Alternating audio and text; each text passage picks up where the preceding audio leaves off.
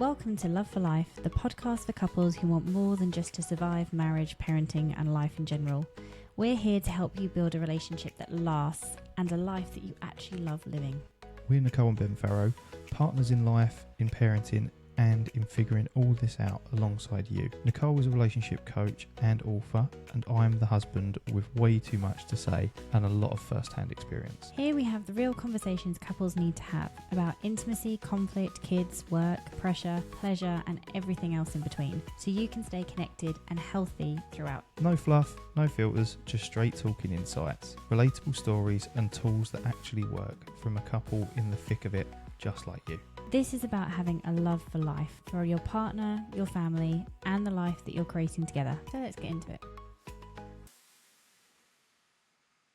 So we've had a listener question, and it reads, my partner and I have an age gap and it works really well. I really struggle that my friends constantly ask me whether we want to get married and have children and what that experience will be like for us.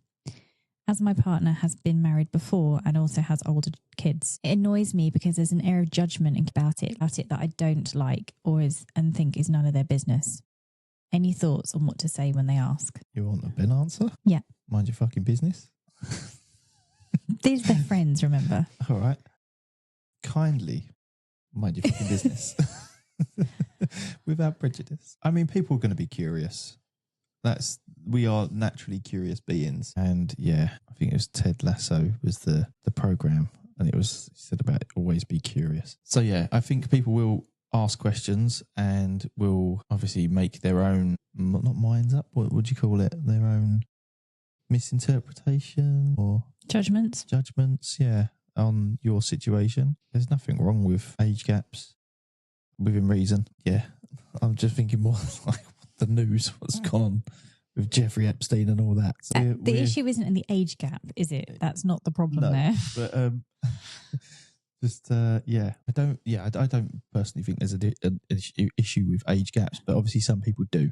That's the crux of it, because they're asking, are you going to get married? Or is anything going to happen, sort of thing, because they're probably looking at it as one's young, one's older, and whatever way around it is. I don't know if it said he's older. He's got grown-up children. Right, okay. So doesn't say what the age gap is, but he's got grown-up children. All right, so if he's got grown-up children, then and she hasn't, potentially... She hasn't got children. Right, okay, so potentially there's a fair age gap there then. Mm-hmm. So that in itself, it's not as common. So people are going to be curious because it's not as common. Most of the time, people, I'd say, relationships might be within 5 years of each other. Anything outside of that, I think, becomes more like, oh, that's a big age gap, I think, personally. And then, they'll be wondering, because obviously if he's older, already has kids, already has had that experience, you being younger, potentially want that experience. Is he wanting to start again? Is he not? So there's a lot of questions there, but people will ask those questions and want to know. Ultimately, if your friends want to know that you're going in the right direction for you, they've known you potentially longer. You may well have had life plans set out before you met this person. And I guess they're almost like maybe curious, but also maybe trying to hold you to account to yourself. So you don't give up on what you wanted because of the person you've met. Because you might turn around and say, I don't want any more kids. And then you settle and go, okay, that's fine. But you really wanted kids. So they might, I'd say they might just sort of quietly be trying to see where your head's at and see how you're feeling compared to what you said before. Yes, I don't know.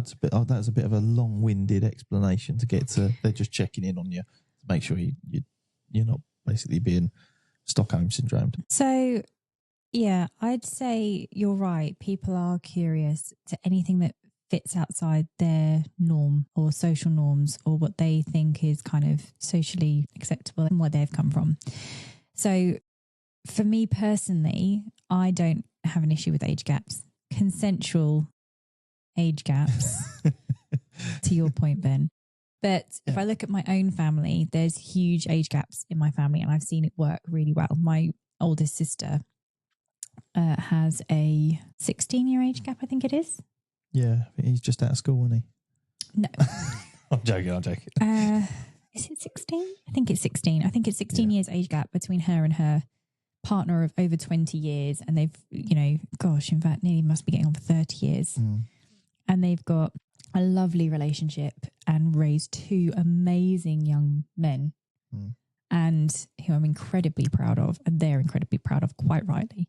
And they've really made it work. And he was older than her. He had not grown-up children, but certainly a child from a previous relationship when they got together. And they are a shining example of making it work and the fact that age doesn't matter. And I love my brother-in-law and my sister, and they have an amazing relationship. So I don't see age gaps being a necessary and an issue, but that's my experience because I have that to look to. Your friends potentially don't. My mum and dad had an 18-year age gap, which always made me laugh. One of my first serious boyfriends was 5 years older than me, and my dad had an issue with it. It's like, you what? Really? The point being is, and obviously that relationship didn't work out, but I don't think that was to do with the age gap. I think that was to do with the two individuals. And I still can't fathom how they were ever a couple, really, because they're just so different. But anyway, that's by the by. The point is that age gaps to me aren't an issue because I've grown up around them. But to other people who haven't, it does seem like something that's a bit outside the ordinary. And so people are, as you say, there is that kind of curiosity. And sadly, as much as we would like to all pretend that we don't judge and there's no judgment here and we listen and we don't judge, sadly we do. That's just part of human nature. We do judge. And we judge by our own value system, and we judge by our own beliefs and our own experience and our own subconscious conditioning that we're not even that much involved in how that becomes a thing.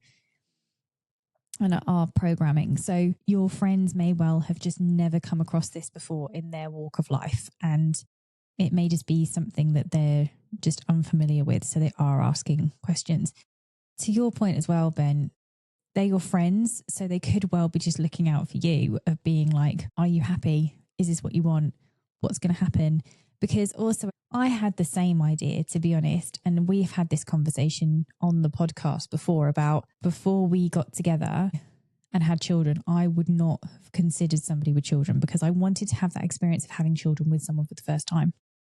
And I don't think I'm unusual in that. And I think it's great for those who aren't worried about that. And it's more about the person than it is about having to have that experience for the first time around. Because obviously if you did choose to have children with this person who you haven't actually said whether you do or you don't want anyway, and maybe that's part of the problem with the probing is actually you're not sure whether you want to fit the norm of what's expected.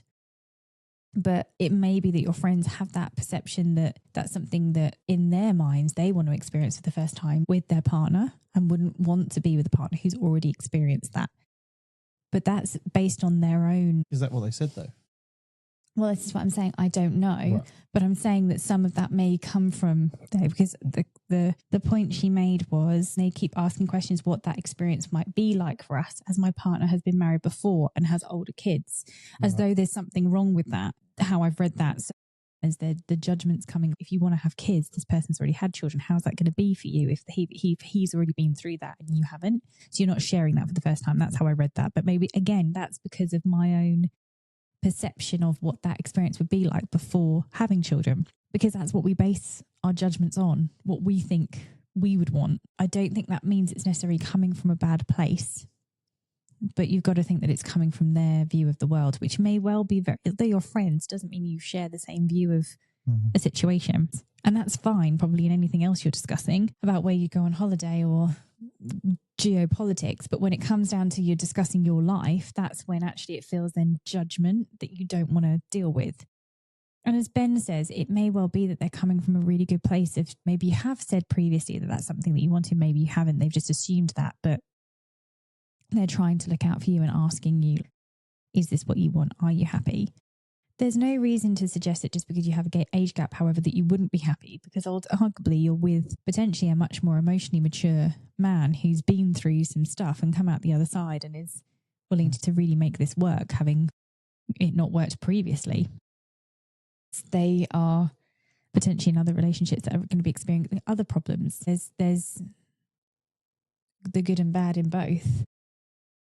And I guess the point is that you're not judging them for being with someone who's a similar age to them. But if it's making you feel uncomfortable, and even if it is coming from a good place, if it's making you feel judged and upset, and these are your friends, I'd say then you should be able to speak to them and say, I know you mean well, but when you say these things to me, it feels like judgment. It feels like you're judging my relationship. And it feels as though you're questioning my choices or the age gap between me and my partner. And actually, I don't have an issue with my age gap. I'm actually really happy in my relationship. And actually, if anything, our age gap is a benefit to us. I don't see it as a problem. And I'm okay. And if you're worried about me, please don't be, because actually I'm really happy and I'm in a good place. Is it easy? No, but no relationship is. But I'm happy with my choice. And I appreciate you wanting to be there for me and question my choices to make sure that that's what I really want. But I'm assuring you that it is. And when you say these things, it makes me feel like you're judging me, and I don't want to feel like that. Yeah, I think if people check in once and you speak to them like that and they then go, okay, fair enough, then sweet, that's all good. It's when people then would come back and again, and you then have to say it again and then come back. That's a point where you can draw a line and say, no, this isn't on now. It's potentially, again, like I said, curiosity is something that's made, like you mentioned, maybe alien to them because it's not a situation they've ever been in. They want to check in with you and make sure you're okay. Yeah, but also, how firmly have you gone back to them? Because often we don't like to upset our friends. And so sometimes these conversations, which we're saying, you just say, I don't know if you're meaning to, but I feel like you've made a few comments now about, or questioned me about my relationship or the age gap or our plans to have children and things. I'm actually really okay. I'm happy in whatever your view is on children, how much you want to share on getting married and having kids. I appreciate you checking in, but it's now, like, I don't know if you're aware, you've done it a few times. It's making me feel like you're judging me. It sounds so simple when I say it, but there's a lot of times when I can say something and then clients or friends will go, oh gosh, I'd never say that. Or I'd really struggle to bring that up. Or it sounds so simple when you say it, but you're almost kind of tripping over your own words because in your head, you don't want to offend that person. You maybe don't like confrontation. You don't like conflict. It feels like it's a conflict because you're saying, I don't like what you're doing. And it doesn't have to be. Standing up for yourself and calling something out doesn't have to be aggressive. It can be in a really, we've known each other a long time and I know that this is coming from a good place, but it feels like judgment. It's that soft startup. Everyone needs to master the soft startup, regardless of whether you're talking to your partner, your friend, your parent, your child. Everybody needs to learn how to raise issues in a constructive way that's empathetic and emotionally intelligent. And this is one of those conversations where you just need to be able to say, I love you, you're my friend, and I'm sure you're coming from a good place, but it's actually starting to upset me a little bit because I feel like you've raised this a few times now. And honestly, I'm really happy. I'll refer to my statement at the start of the episode and kindly mind your fucking business. Yeah, don't do it like that. But that's kind of what you're saying in a way. But also, you want it to be that if there was an issue in the relationship, if you weren't happy, if you were concerned about something, you want to be able to go to your friends and say, it's happened, and not feel like they're going to judge him or your relationship. Or it'd be a case of they go, oh, well, that's what happens when you're with an older bloke who's already got kids. Yeah, blame it on it. It sort of diminishes the problem by sort of placing blame on his experience, if that makes sense. Which, as I just said before, actually can be a really great thing. Yeah. Do you know what? Dating an older guy? Maybe. Or a woman. Or a woman, yeah. Can't be an old girl. Exactly. Sometimes actually that's much better because if you'd met that person when you were younger, it wouldn't have worked. But actually they've maybe got through some of their silliness and then were more ready and more emotionally available and more... I wouldn't have been able to catch up with you if we met when we were younger because you would have been driving and I would have been getting the bus. I hope that everyone on YouTube can appreciate the eye roll. There is not that many years between us, Benjamin. There's enough. That makes it sound terrible. There's 3, nearly 4 years between us. Depending on what time of the year, depends whether we've got 3 years or 4 years between us. A 4-year age gap is not bad. You've completely thrown me off now. My point being is that maybe being with somebody closer to your age isn't what's right for you. It is for your friends. It's not right for you. You don't judge them for who they're with. They don't need to judge you for who you're with. Try to see judgment as they care about you, but nonetheless, it's just finding the right way to, in a kind way, to tell them how it's making you feel. Allowing that to actually be a point of growth for the pair of you or for all of you, as opposed to a problem. Because what you don't want to have is, as I said, later on down the line, when you do want to confide in them about something that you don't feel you can, because that's what friends are for. Yeah, And and you don't, and not only that as well, it then becomes a point where you don't want to have social situations because if it's a case of, oh, we're going to have a barbecue and your partner's going to have their kids there or what, and then you're like, oh, can I invite my friends? Because one, if they're going to be judgy, but then if they're judgy and his kids are here, I feel that's it's your home. But then two, you might maybe overthink it. So them doing this sort of can affect your future relationship. And it might actually be that they have no idea and they're like, oh my God, I'm so sorry. Of course I don't want you to feel like that. No, I really love whoever this guy is and I think he's great for you. I was just curious, or I just wanted to make sure you're okay. But no, gosh, I would never want to make you feel like that. And I'm sure that is probably the case. And then, as you say, you can then overthink it and then create more barriers for them actually becoming friends with your partner than is necessary. Yeah, I've got one other question as well, which obviously isn't in there. Is he's older, he's got kids, you're younger. Has he got a yacht? Does he have a private jet? Does he drive around the Ferrari? Are they maybe asking questions about what are your motives? That was not in there at all. It's probably coming from a good place, but I think it's definitely worth nipping in the bud because one, you could be completely overthinking it or two, they might just be completely unaware of their behaviour, or three, it could mean that you don't feel that you can confide in them or bring them together into your social circle in the future. And you just don't want any of that to be the case. And I'm sure they don't either. Yeah, it's a learning moment. Yeah, and the other thing is as well, is if you did get to the point of not being able to confide in them about issues, that's when you make your partner everything and our social circle diminishes and we make our partner our friend and our partner and our lover and our confidant and all the rest of it. And then that puts too much pressure on the relationship. So you need these friends and you need them to be supportive.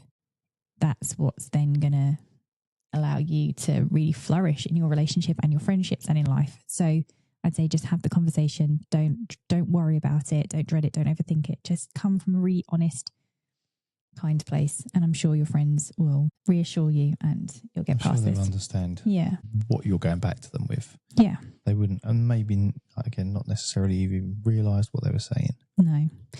That's the other thing. So often with human beings, it's a case of good intention, poor execution a lot of the time. So try and give them the benefit of the doubt and let us know how you get on. Yes, please do. And good luck for your relationship as well. Yeah. Thank you for writing in.